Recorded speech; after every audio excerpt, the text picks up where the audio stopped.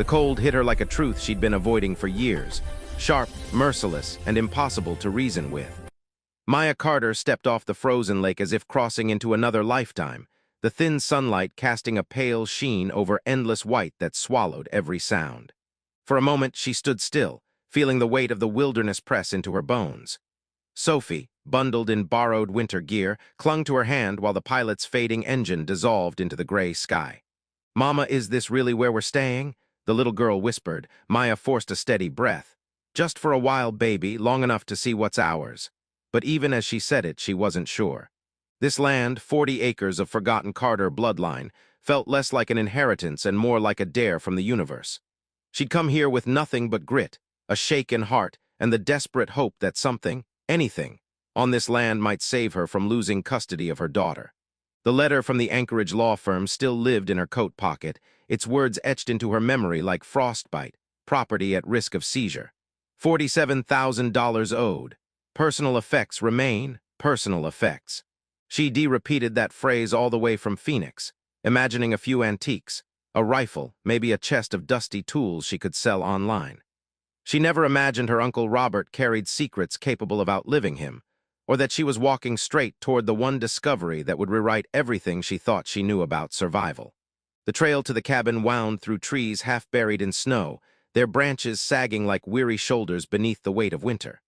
Maya pulled Sophie along the red-marked birch path, remembering fragments of childhood stories, her father muttering about Robert the Hermit, a man who chose wild solitude over family dinners and holiday reunions. When the cabin emerged through the pines, it looked sturdier than she expected, quiet, weather-scarred but proud, like a sentinel guarding its final secret. Inside, the air was cold but clean, infused with the faint scent of cedar and something older, something patient.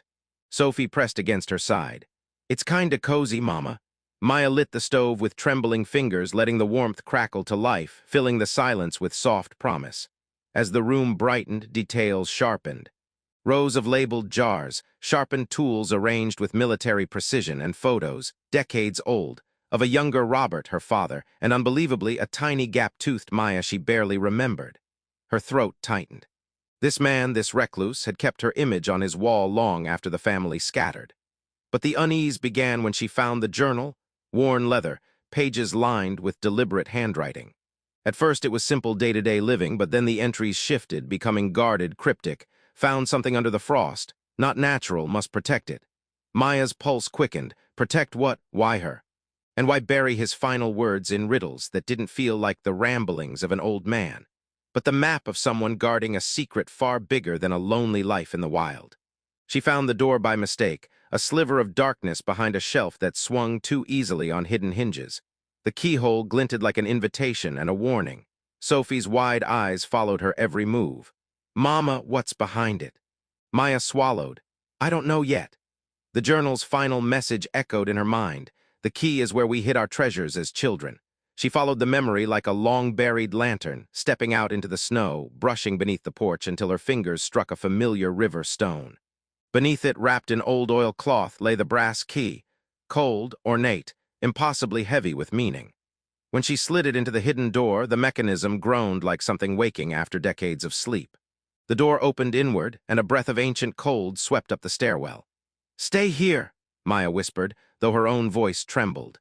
Each step downward felt like moving into the past of a man she barely knew, into a secret he'd carved into the living earth. The lantern shook in her hand as the chamber appeared, a circular vault of carved stone, shelves arranged like a subterranean museum. Maya blinked, stepping closer.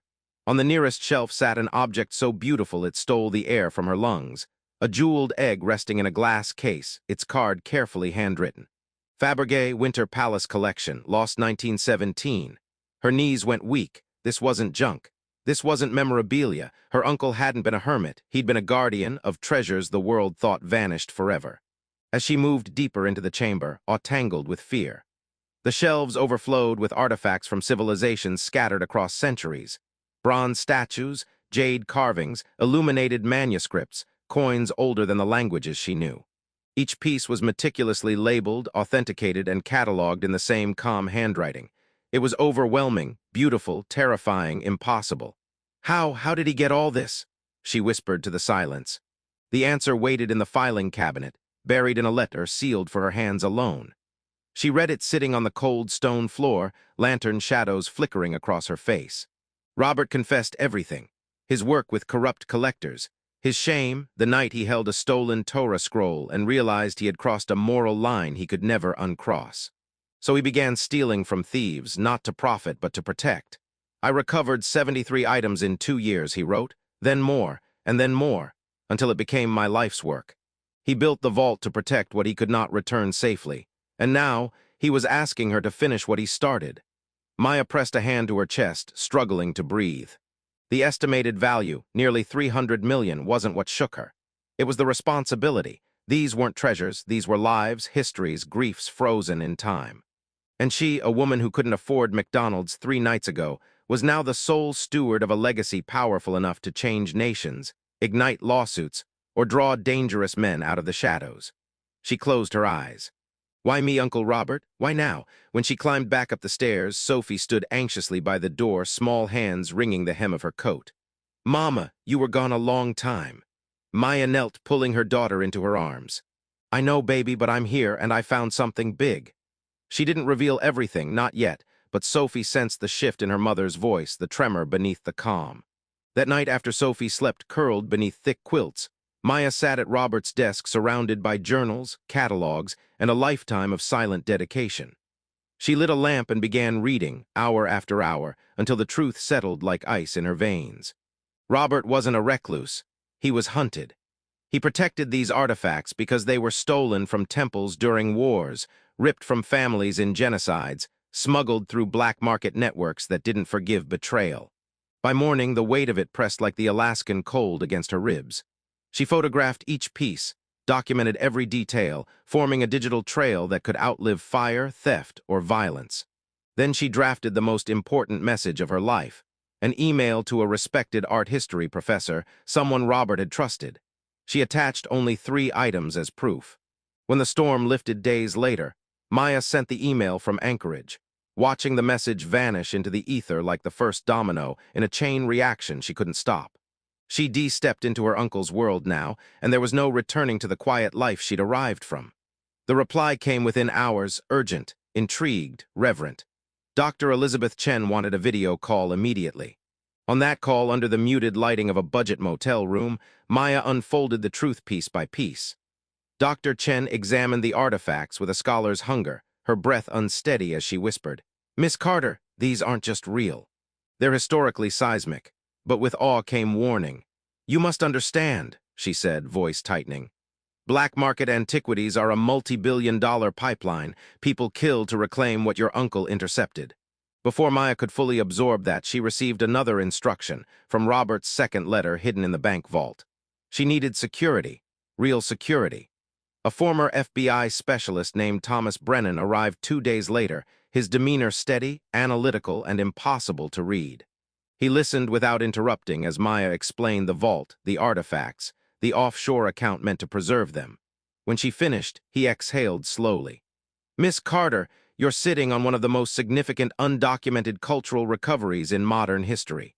People will come for this, some through lawyers, some through force." Maya tightened her grip around the velvet pouch containing the small artifacts she'd carried from the cabin. "I don't want to sell anything," she said. "I want these items returned, or given to museums. I want to do the right thing." Brennan nodded once. "Then you'll need to be smarter and faster than the people who believe these pieces still belong to them." His words chilled her more than the Alaskan winter ever could. The next week moved like a slow-burning fuse. Brennan drafted security protocols. Dr. Chen arranged authentication testing with discreet experts. Maya juggled legal calls, bank visits, and sleepless nights while Sophie watched cartoons, blissfully unaware of the peril creeping at the edges of their new reality. But beneath the fear lived something unexpected: strength. For the first time since her divorce, Maya felt herself returning to the woman she used to be, capable, resilient, unshakable in moments that would break others. She'd survived desert nights, navigated mountain storms, taught strangers how to endure the wilderness.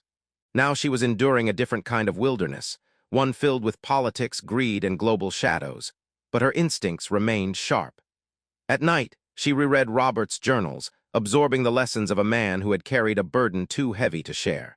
She vowed she wouldn't repeat his isolation. She would build a network. She would protect Sophie. She would honor history, and she would not cave under threat. On the 12th day after Dr. Chen completed her examination of the first 3 artifacts, she set her glasses aside and looked at Maya with grave admiration. "You're not just inheriting objects," she said softly. "You're inheriting consequences." Maya nodded. "Then I'll face them." Something in Dr. Chen's expression softened. Not many people would. But Maya wasn't doing this for glory or even for Robert. She was doing this because she finally realized she wasn't as broken as life had made her feel. When Maya returned to the cabin weeks later, this time with Brennan and a security team, the land felt different, as if the wilderness itself recognized her. She descended into the stone chamber with reverence, running her fingers along shelves her uncle had tended in solitude. "I promise," she whispered into the stillness, "I won't let what you protected fall into the wrong hands." But another voice rose inside her, the voice she'd ignored for too long. "You are stronger than your past. Stronger than the storm's life buried you under." She realized then that every challenge, poverty, heartbreak, the custody battle, had shaped her for this moment. Not to inherit wealth, but to safeguard truth.